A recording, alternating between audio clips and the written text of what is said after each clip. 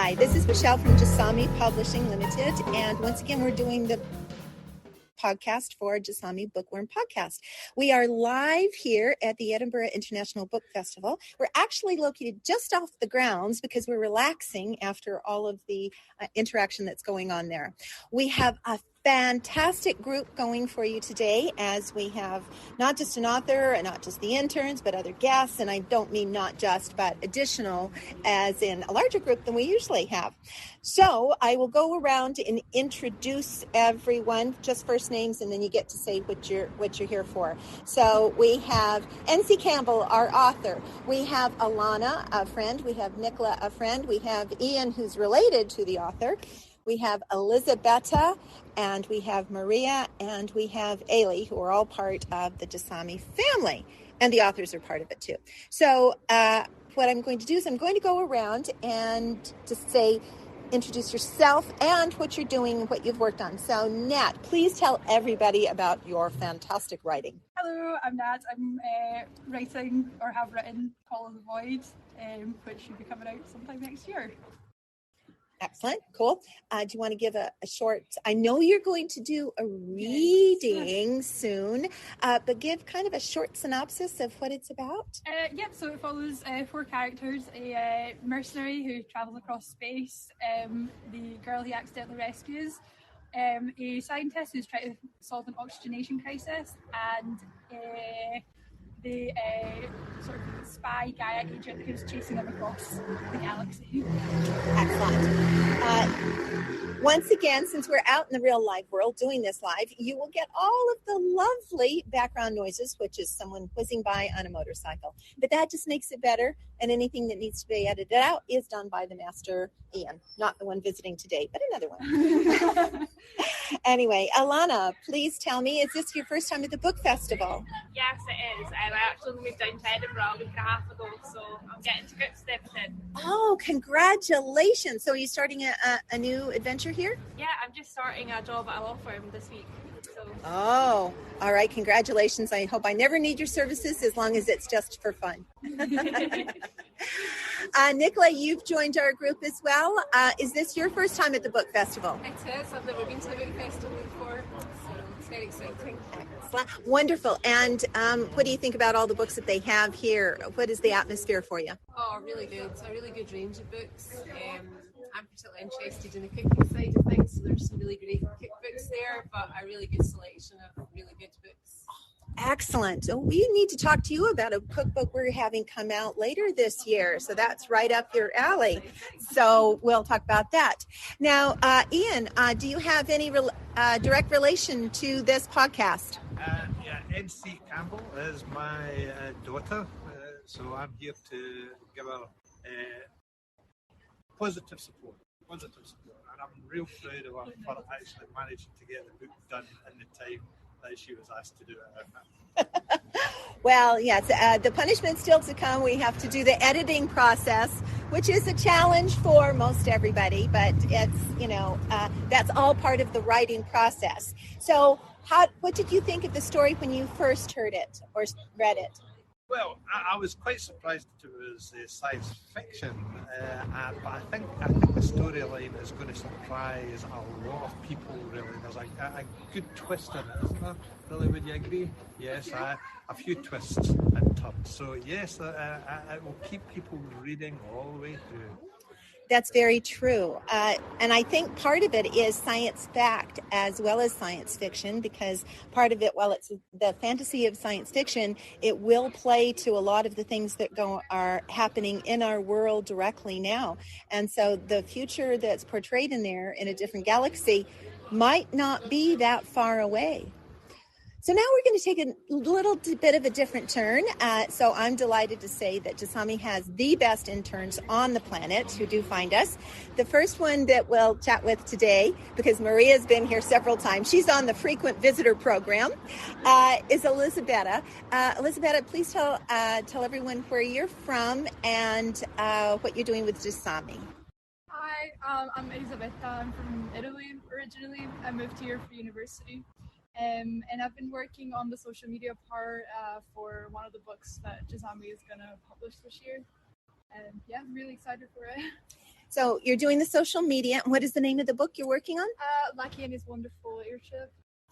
And we already have one book that goes back to World War I, which is Furs, Sweethearts, and Swan Songs. But this is a picture book that takes directly after the war. So what's the most interesting part about it that you're working on, Elizabetta? So I'm working on some of the posts that will go on Instagram. For example, the cover reveal post that will show everyone what the cover of the book is. Since it is a picture book, it's mostly about that. There is a little bit of the story there. Yeah. Have you enjoyed that? Oh yeah, very much so.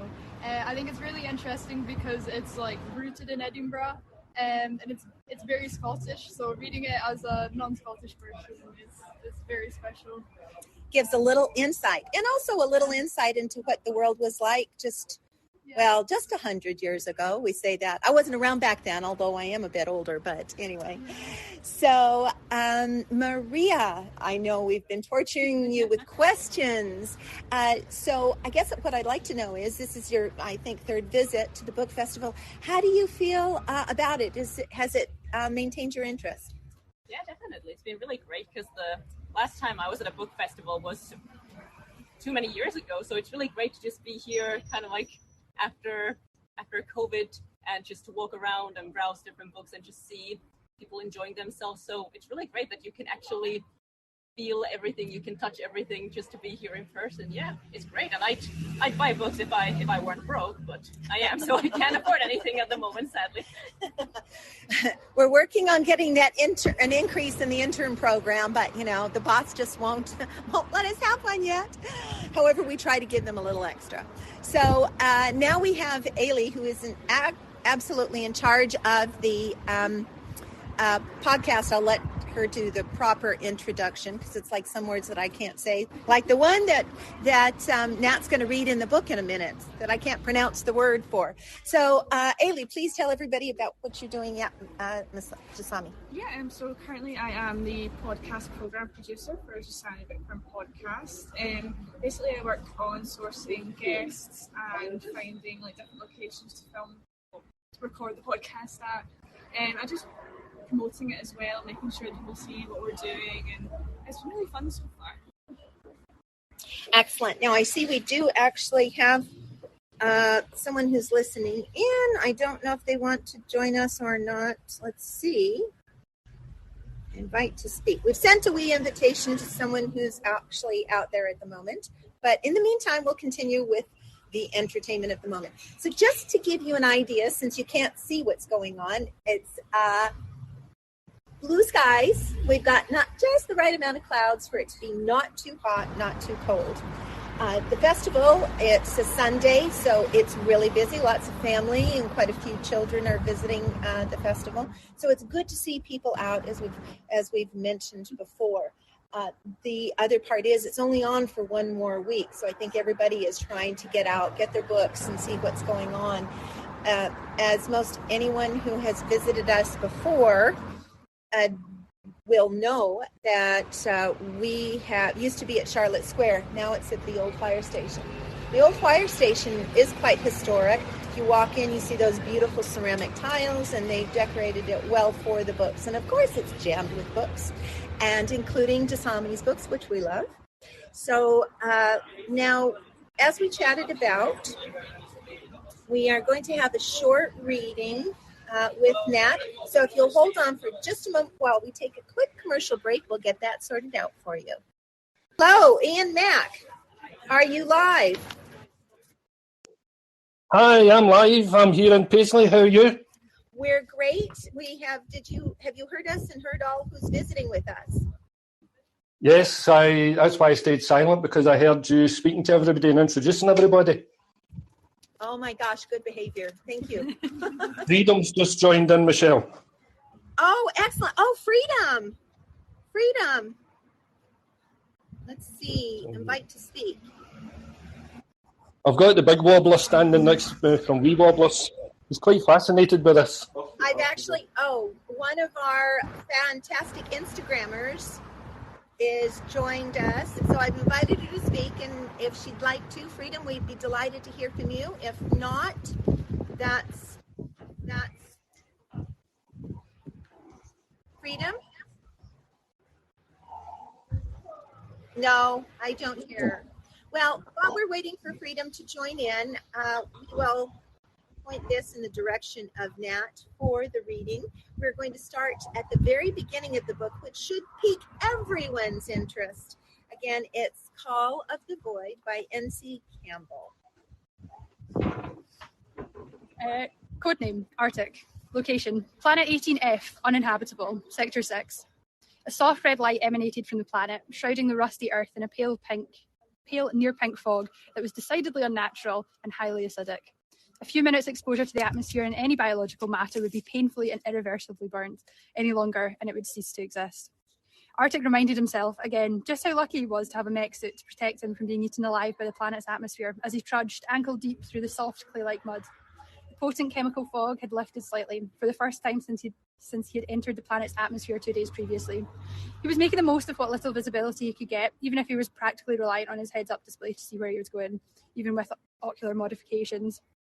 All he could really make out were vague, darker red shapes, and he thanked Mother Earth for the map continuously rewriting. He'd avoided some awkward collisions with dilapidated, tumble-down buildings. He did not avoid whatever that was, though. He glanced down, the HUD trying desperately to enhance the image, but all he could see was a rusty red blob through the mist.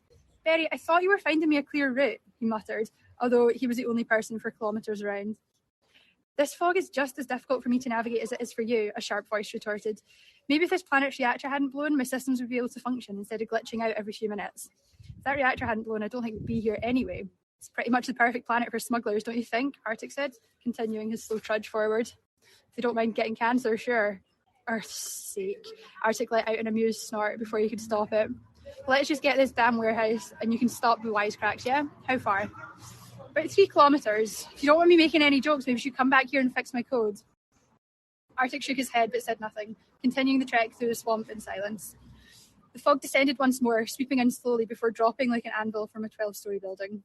Arctic would have said it was claustrophobic, like being at the bottom of a great sea with no hope of reaching the surface, but his training hadn't taught him otherwise. Pace was slow, mud congealed to the armour exoskeleton, and heavy gravity made each step an effort. It was at least 2 hours before Berry told Arctic to stop. Her voice cut through the dense silence so unexpectedly he jumped. "Little warning next time, Berry? The warehouse is 200 metres in front of you. I thought you'd like to know," she said lightly. "Time to gear up, soldier." "How many operatives are in there?" he asked, checking his ammunition and focusing his HUD mapping program to the interior of the warehouse. "I can count 3, but with this fog I can't be sure. Based on previous encounters with the Minas, I'm sure there's at least 2 operatives, so I can estimate 5, and an estimated 12 girls," she added quickly. 3 red dots flashed up on the map. "Yeah, well, we're only focused on 1. Can you bring up her facial recognition?" An image of a young girl, no older than 5, appeared in the left corner of his screen. She had a huge grin on her pale face, with a few gaps where her adult teeth were yet to grow in. Bright red hair tumbled in loose waves past her shoulders, which were covered by a deep navy cloth. A 0% flashed next to the image. Arctic grimaced. "When was this taken?" he murmured.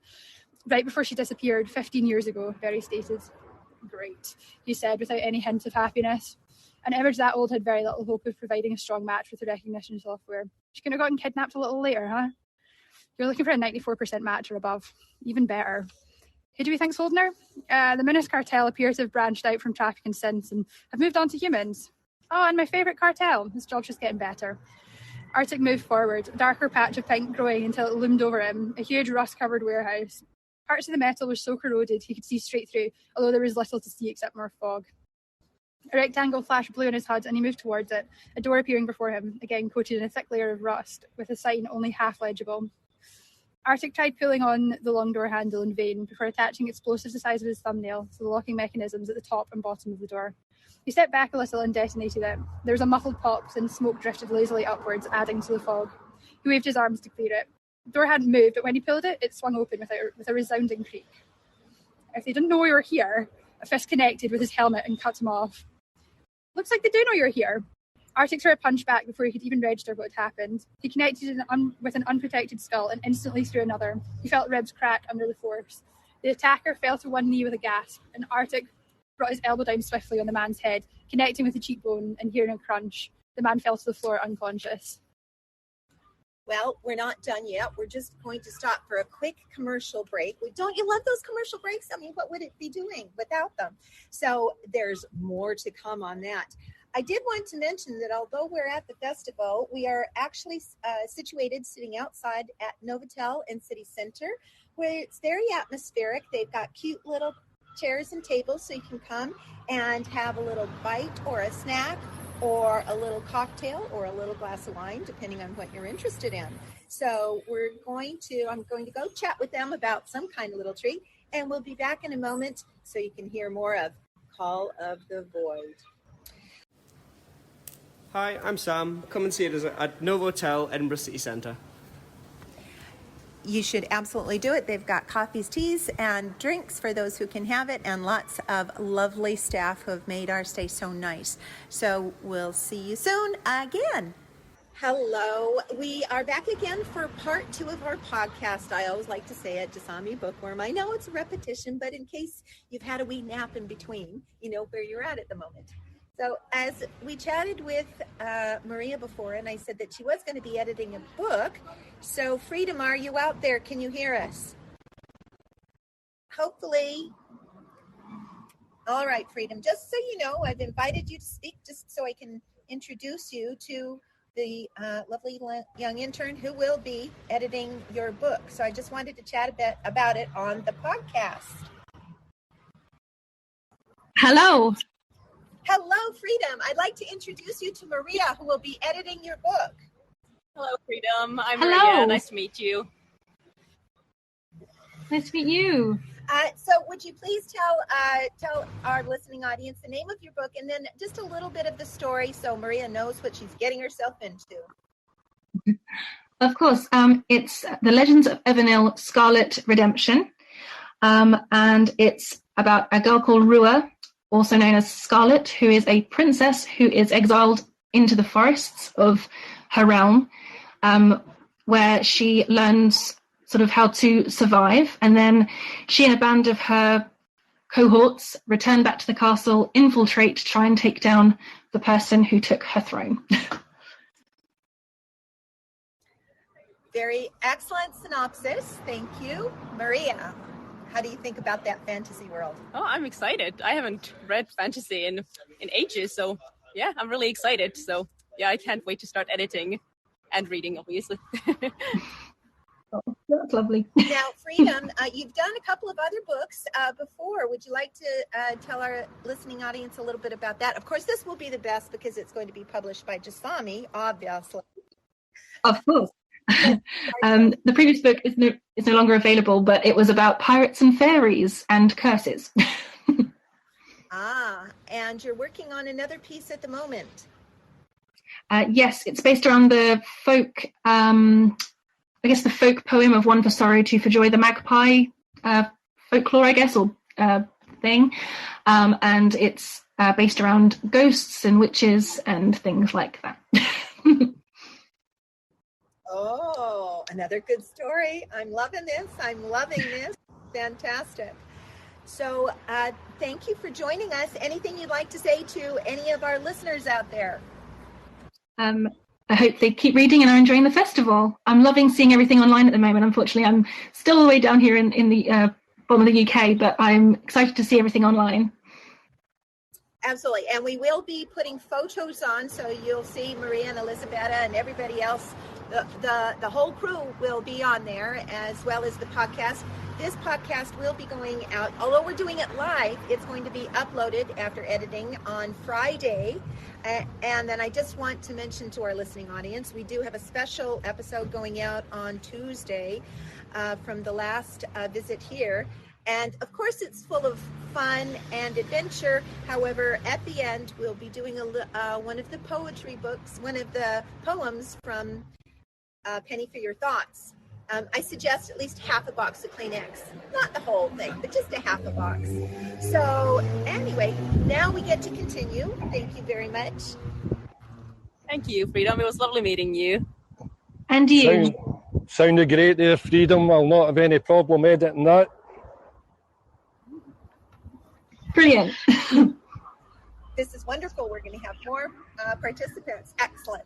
So now at the moment, we are going to continue on with the rest of the story from A Call of Your Void. Nat, Anyway, so we'll just have a short repetition of a few paragraphs to make sure you get to hear it all. He continued down the corridor, careful to keep his semi-automatic raised as he checked each room he passed. The entire place was dingy and covered in mould. Must have been looted time and again, so that now all that was left was worthless or too heavy to carry out, even for those with strength modifications. The ground was getting soggier as he went, and he thanked the earth when he came to a wide set of stairs. He couldn't face more swamp walking just yet. Staying close to the wall, he moved upwards, the ridged metal making a gentle thunk with each step. The red dots grew closer. On the landing, a corridor stretched ahead. A large metal door stood at the end of it. The map showed a large storage area on the other side, a few metres above the warehouse floor. Above that, a catwalk wrapped around the outside wall. Arctic stopped just short of the door. One dot flashed from the catwalk, the other two were just beyond the door. He pressed his finger lightly on the trigger, just enough for his HUD to register the weapon as hot, then grabbed the door handle and threw it open, firing immediately at the nearest menace guard. He barely registered the red dot disappearing from his map before raising his gun to fire at the one on the catwalk, who fell flat, his rifle falling off the edge and clattering downwards. A high-pitched scream came from his right and he whipped around. A group of nearly 20 girls were crouched on the floor, heavy iron chains around their wrists and ankles. Some were already trying to run away, others just cowered where they were. A bright light flashed by his left eye and he turned to see the third guard, ray gun in hand, frantically yelling into a mic on his collar. Arctic pressed the trigger again and he dropped, his sentence cut with a gurgle.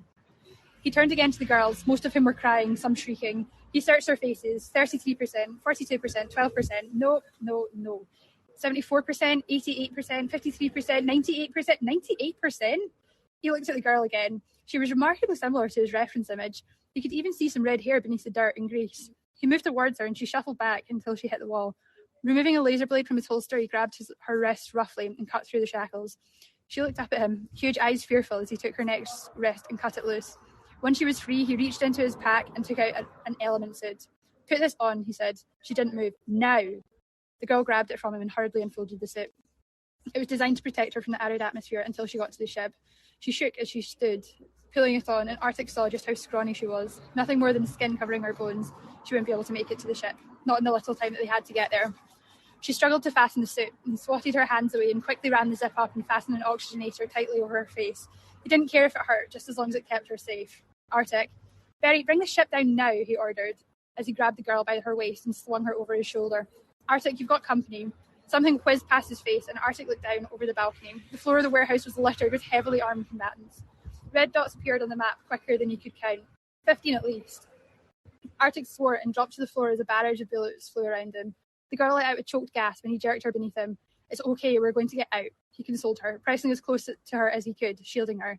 He unholstered his ray gun and fired between the rails, hitting the two nearest operatives. She convulsed beneath him and he glanced down. Earth above. Her face was covered in dark red blood and she coughed more out, layering the inside of the oxygenator. He noticed a crack in the mask above her left eye. Her eyes rolled back. She had stopped moving. "No, come on," he growled, putting 2 fingers to her neck. His HUD flashed. No heartbeat. He rolled off her cooling body as another storm of bullets flew at him. What to do? 88%. "Berry, get the ship here now," he yelled into his comms, running, ducked towards the huddle of the girls, all now pressed into the floor. "Look up," he ordered, and searched the faces, frenetic, until one popped up. 88%. He grabbed her wrists and hurriedly cut the chains, leaving lengths dangling, and did the same at her ankles. He didn't have another element suit, which he cursed, but he gathered her into his arms anyway and ran to the doorway as 3 men came storming through it.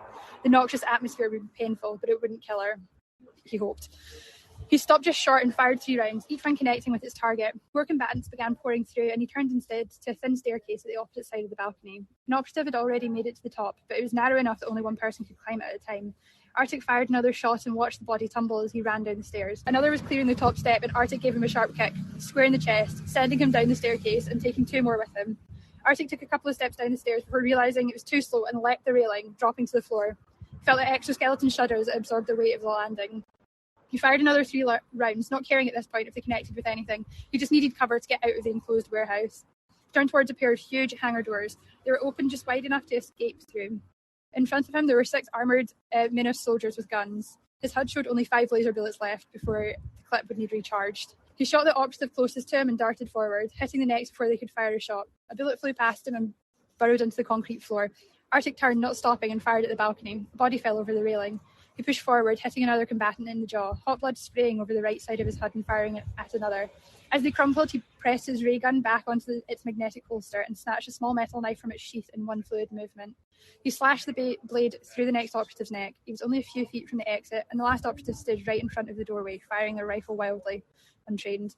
Arctic coiled his arm back and released the knife. It flew through the air, somersaulting 3 times before cracking through the oxygenator and sticking in his target's forehead. Body fell backwards and cracked against the rusty doors, shaking loose a torrent of red dust. Arctic rushed to reach the pink light of the outside. His HUD displayed a blue light 200 metres away, his ship. He ran towards it, for once connecting with solid ground. 190, 180, 170. He could hear the familiar sound of his engines firing up. Ready when you are, boss. Barry's voice filled his headset. Open the loading ramp. His ship started to come into view, a huge maroon mass giving way to dark tempered metal and bright blue thrusters that were creating a clearing in the harsh fog. The loading ramp was halfway open and he was only 100 metres away. A surge of adrenaline seized him. There was yelling and gunfire behind him, but he didn't look back, not even for a second. Hearing a ting from his left and a second later, feeling the dull pain of the exoskeleton registering a hit, he glanced down momentarily and in his peripheral caught sight of a line of soldiers, all aiming straight for him. He pushed harder, willing himself to run faster, and finally felt his boots connect with true, solid steel. He looked up to the top of the loading ramp. 2 steps. Pain flashed through him like lightning, and vaguely he had the sense of falling. His HUD briefly flashed an image of the exoskeleton, the point of contact visible in the centre of his back, before blinking out and racing through an array of images, maps, and software code. He was still holding the girl in his arms, although his grip was already weakening. With his remaining strength, he propelled forward, throwing her into the belly of the ship. He hoped it was enough as his helmet came into contact with the steel. He felt his whole body seize and begin to shake violently as his HUD turned black. His head was splitting open like a great crater, and his body was on fire. He could only think of pain before he lost consciousness. And that is the dramatic end to the first chapter. Now, part of the reason we're doing this, we're giving you a little bit of a taste. As a small indie publishing company, we have the books that we've actually accepted for publishing. And since I worked with Artbound and I was volunteering as a mentor, and that's how I first found Nat, was she had approached Artbound for assistance with her writing. And I was absolutely captivated by the story. So Artbound, as a charity, works really hard. They have now set up a crowdfund campaign, and we're raising the money to be able to publish Nat's book. So that little teaser and some of the illustrations, anybody who gets onto the crowdfund campaign site and donates there, we've got different levels. So who knows what free things you will get before the actual publication. The only people that will receive those freebies, and let me tell you, there's some really cool things in there, and other stories available, will be getting that. And otherwise, you'll just have to wait for the publication date and see everything at that point in time. You will see the link for it is in our description when you actually get the podcast and it's downloaded. So you can download, listen to it, hear that story, and if you want to hear the rest, you know where to go. So that is part of it. The other part now, we're going to actually have a few more questions for our little group before we sign off for the day and enjoy the rest of the festival and the lovely, warmish, coolish, perfect temperature weather actually in Edinburgh kind of thing. It's trying to keep up with Glasgow. So now that you've listened to that, is there anybody out there who has questions? I see we have another listener who's joined us. No birthday parties in the background. Okay, we'll see what that's going there. We've been invited to speak. It's Patrick. If you'd like to ask questions of our author or any one of our volunteers, you're happy to do that. In the meantime, we will just go ahead. Now, Ian, the first time you knew your daughter was a talented writer, tell me about it. What was the first thing that you remember reading? Reading? Oh, it was way back when she was very young, actually. She used to write stories with her mum even before she could write, so they would recite off these wee stories together and that, really. So it does go back a long, long way, really. One of the first stories. She used to do storyboards as well, and I always remember the illustration that she did was incredible for the first one, really. which was a bird's eye view of a roundabout, looking down on it with the birds flying around and sitting on the lamppost. They were incredible illustrations. So she could have gone down that road, but she chose the written side as her way of life. So I'm very proud of her. Excellent. Oh, an artist in hiding that. Funnily enough, I think I still have that picture. Yeah. It's in the attic. I remember exactly what it was I was going to write it for. Yeah. See, you never know where the talent's going to come up from, because when creative people do tend to create from several different points of... Is there anybody that has a question out there? Hi, it's Ian Max podcast. Big apology to Nat. Big apologies to Nat for a 5-year-old's birthday tune coming through there. That's all right. As long as you're celebrating. I get 3 in a belt from Michèle. So now let's continue on with it. We've got one more question each, and then we're going to go off and have a treat. And then we'll say goodbye, each in our own languages, which for me, I haven't decided which one I'm going to use today. I keep learning new ones. So, Alana, you've visited the book festival. Are you going to go to the Fringe Festival? Yeah, I've been to see a few things in the last week. I'm going to get back out a bit this week as well. Yeah, try and get the most of it as a newcomer to Edinburgh. Yes, well, there's a lot to see here, that's for sure. Yes. Nicola, what are you going to see? What intrigued you most about the book festival, and it's a bit different from the Fringe? Well, I've actually never been to the Fringe, so I can't compare. You know what? No. And I've not been to a book festival before, but yeah, it was really exciting, really busy, and just lots of people very interested in all the different books available. So. However, my dad has taken her to too many galleries, so this was a break for her instead. Oh, who cannot love a good gallery? Seriously, obvious. Elizabeth, what about you? How have you enjoyed the book? I really liked it. Yeah, as Maria said earlier, it's nice to see people out there and sort of like enjoy the company of other people that also like books the same way that I do. So it's been nice, nice field trip. Absolutely, and the opportunity to meet, which will be coming up soon, to meet other publishers and such, also gives it a bit. So. All right, I think this is about it. We've done and asked all of the questions that we've had to. So I'm going to say cheerio in 2 seconds, one last commercial break, and we'll be right back. So I wish to thank everybody. We're just finishing up with our live podcast, and as I love to do at everyone, we'll do a shout out. So Nat, shout out. Oh, you put me right on the spot. I thought I was going to have more time to think of someone. I am going to shout out to my friend Charlotte. She couldn't be here today, but she's been very supportive of the whole book writing process and has listened to me complain and de-stress to her a number of times. So thanks, Charlotte. Elena. I'm going to say hi to my little sister Morgan, because what 11-year-old doesn't love to be shouted out online? Nicola, shout out too. Hi, I'm going to say hi to my friend Linda, who is going through a bathroom catastrophe at the moment, so hopefully it'll get better. Sorry? Yes. Oh, good. So hopefully she's relaxing listening to this. Excellent. Ian, shout out too. I'm going to give a shout out to Macy, who's 5 years old tomorrow and managed to get herself onto Nat's reading. Well done. Yeah, I'll shout out to her. And she should have been here today, but unfortunately she couldn't make it. So there you go. Oh, sorry about that. Shout outs are always welcome. Shout out, Elisabetta. To my family back home, hoping they survive the eternal heat wave that has been Italian summer this year. Yeah. And they'll be able to listen to this and enjoy it. Maria, shout out too. Shout out to my best friend, who will remain unnamed. Let's have coffee soon, and don't be hungover this time, please. And to Eilidh, who's usually in charge of the podcast. Who would you like to do the shout out to? I think I will do a shout out to my new manager at the library because she gave me the days off to come do this. So say thank you to her for that. I'll say thank you as well, sincerely. So I will double that shout out. And actually, my shout out at the moment is to Frida Matthews. We will be editing your book soon. Thank you for your support through us being an Instagram influencer and all of that. We sincerely appreciate it. And now we're going to say cheerio in whatever language we like.